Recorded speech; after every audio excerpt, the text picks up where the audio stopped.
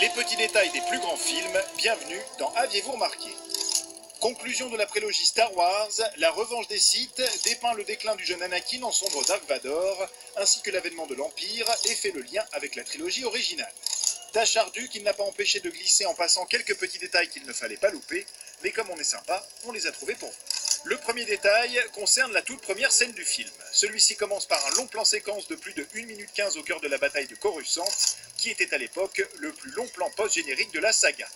Un plan monstrueux donc, qui fera dire aux techniciens du film qu'ils ont dû y mettre à peu près tout, sauf peut-être un évier. Ou presque, puisque si on y regarde de plus près, ce débris se dégageant de l'explosion ici en haut à gauche et qui vient heurter un destroyer est en fait un évier. Une petite blague qui permettra aux techniciens de pouvoir dire qu'ils sont vraiment parvenus à tout mettre dans ce film.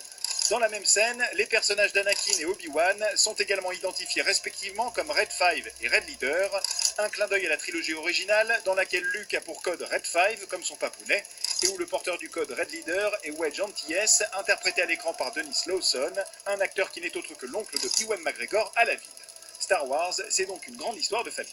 Mais ce n'est pas le seul clin d'œil du film à la trilogie originale, puisqu'on peut également voir un vaisseau familier, le Faucon Millennium de Han Solo, accosté ici en bas de l'écran. On peut aussi remarquer que le vaisseau du sénateur Organa, une corvette corellienne, est le même que celui de la princesse Leia au début de l'épisode 4, ce qui n'a rien d'anormal puisque Leia devient plus tard dans le film la fille adoptive du sénateur.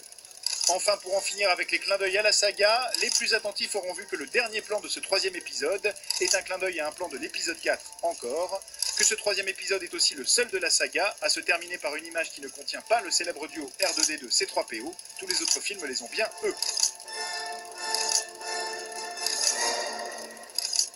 Et en parlant de C3PO, il est aussi celui qui dit la dernière réplique de la prélogie, amusant quand on sait qu'il dit également la toute première réplique de la trilogie originale.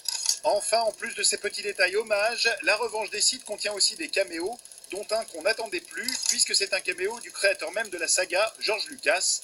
On peut l'apercevoir lors de la scène de l'opéra, ici en bas à gauche, dans le rôle très bleu du baron Papa Noïda. Mais ça, bien sûr, vous l'aviez remarqué, non ?